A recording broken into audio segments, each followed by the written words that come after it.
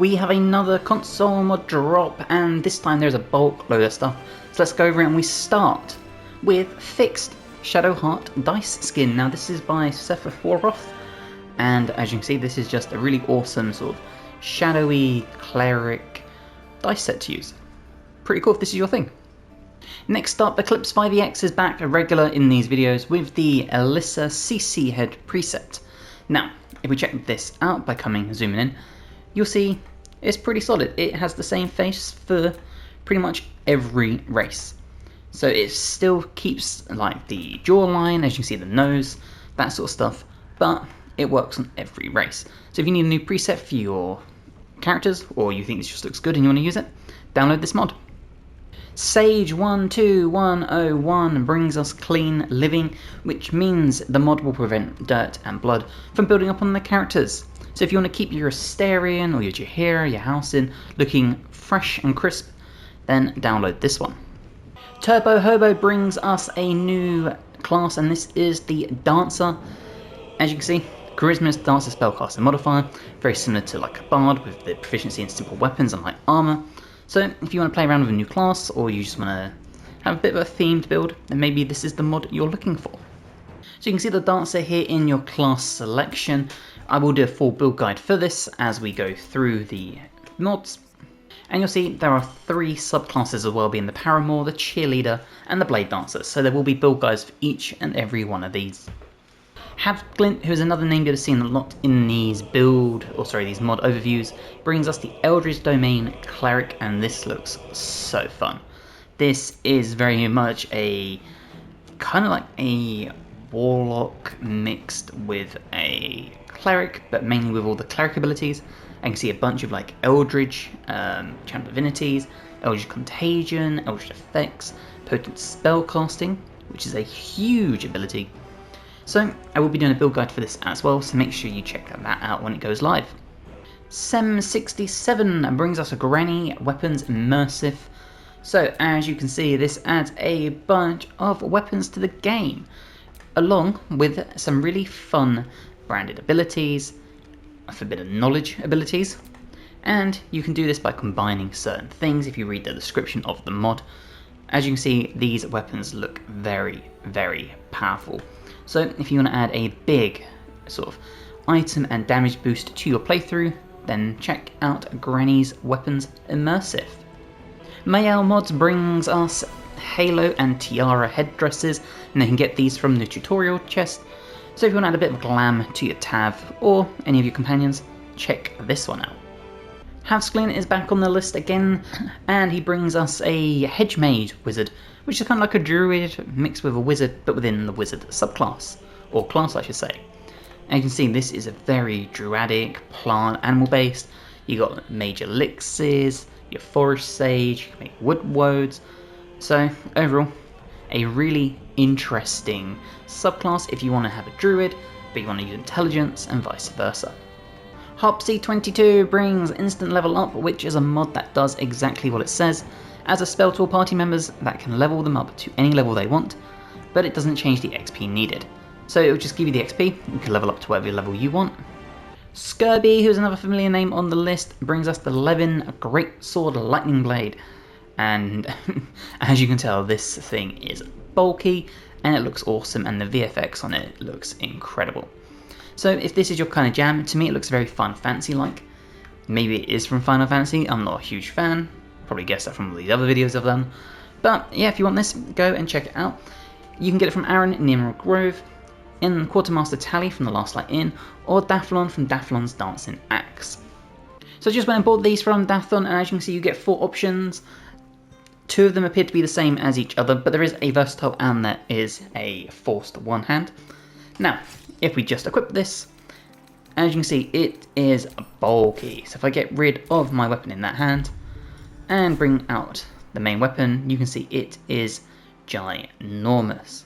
And alongside this you gain a bunch of awesome abilities like Levin's Bolt, which means we can fire this into there, as well as other stuff such as Condensed Bolt, Mass Lightning, Levin's Onslaught, which are just huge damage dealers. So if this is your jam, make sure you check this mod out. Precious little Bald Babe brings us another preset, and this is the Marielle head. This will work on all humanoids except Gith. So if we check this out, you'll see we've got it on our tieflings, on our humans, on our elves, and it just looks incredible. So again, if you need another preset, check this one out. And alongside that, they also bring us the Onyx head, which will work again alongside everyone except the Yankee. And if we check this one out, you'll see it works across the board. So maybe this is more your jam. Sadaka 1 brings us the Red Witch, and this is another class mod. Again, I will be doing a full build guide for this, but this is another sort of like warlocky eldritch type witch, and it's a lot of fun. So we will be doing a full build guide for this. Make sure you check that one out when it drops. Gamer Beige brings us the Relentless Avenger boots. Now this is a mod that will just add a pair of boots that will give you the Relentless Avenger passive from the Oath of Vengeance. You can buy this in Act 2. So if we check this out, as you can see, if you hit an opponent with an opportunity attack, your movement speed will increase by 4.5 meters. So maybe this is something you really need. Again, it's obviously not broken because it's immediately taken from a class. It's just a nice way of putting some class features onto some boots. So if this is your thing, download this one. Scurby, again, familiar name, brings us one of the most interesting mods I think I've seen so far. The Switch Axe, with which it's a transforming weapon. This is awesome. Again, you can buy this from Daphlon in Act 3. And yeah, it looks cool and the visuals are incredible, and you can see here some of the huge damage and abilities you can do. Now this is classed as a greatsword, and as you can see here, there are so many awesome abilities on it. You get the chance to inflict possibly bleeding, get to ignore resistance to immunity and slashing, a multi-talon. You've got a bunch of other sort of abilities as you go through this. And as I said, the visuals and the VFX are just amazing. For example, if we go with the Colossus Slam, a huge slam attack. There are other things as well, for example, Hellish Cleave. Again, so many cool options. So if you want an awesome weapon, which kind of gives me like Bloodborne vibes, then check out this one. Scurby also brings us the Temi Longsword and Warden armor set. This, I think, looks incredible. It gets 3 spells and a toggleable aura. Again, you can get it from Aaron, you can get it from Quartermaster Tally or from Dathlon, and I think visually this looks awesome. There's something about the longsword, it's kind of... simplistic isn't the right word, but it's not like over-exaggerated like some designs. It's just very sleek, very clean, but still looks really cool. And the armors, I think, look so cool. So this is what the armor looks like equipped, and I think it looks incredible. It's just so damn cool. Now, for the helmet, this is what you get. You get the aura of the Warden, which will give you additional melee damage to your charisma modifier. We get the awesome cloak, which will deal extra radiant damage. The boots for an athletics and constitution saving throws. The armor reduces all incoming damage, disadvantage stealth checks. The gloves, which will give you Storm Smite, says it pretty much what it does on the tin. And then finally, Temi, which is the sword. When you inflict damage with this, you can possibly do Shock and Grasp, get Lightning Arms and Volatile Discharge. So again, if we look at this in action with some of the VFX, we got Aura of the Warden there, but we have our Storm Smite. Now unfortunately, we can't target anyone, but we can do it on ourselves, and you can see you get the animation. Also, the Aura of the Warden, we get that going, and you can see just how cool that looks.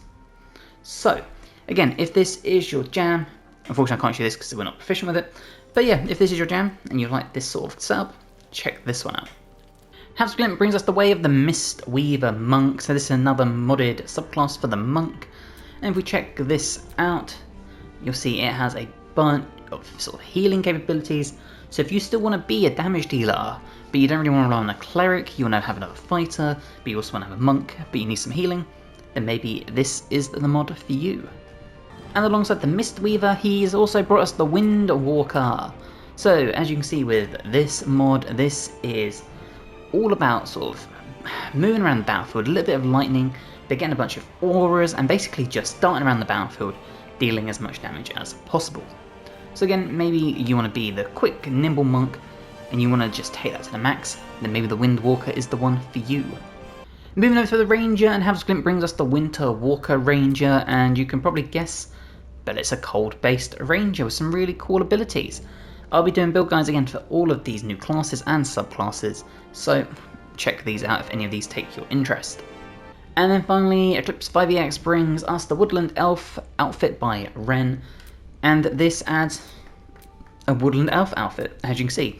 Very high fantasy based, so if this is what you want for your druid, maybe your elf, your half elf, whatever you want, then check this mod out too. And that is all the new console mods that have just dropped. So we've got some really awesome looking ones. I really hope some of them take your fancy. So if this video has helped you or you've enjoyed it, please drop it a like and check out all the mods and the mod makers. All the work they do is just tremendous. It just keeps the game alive. It keeps adding more stuff to the game to keep us invested in it. And yeah, a huge thank you to everyone that works on this. So again, if you haven't already, please drop a like, support the mod makers, and please subscribe to the channel. I have more mod guides for Baldur's Gate. I've got build guides for Baldur's Gate, guides for Dragon Age, Path of Exile, Wu Chang Fallen Feathers, Elden Ring. You name it, I probably have the RPG somewhere. And hopefully I will see you all in the next one. Bye guys.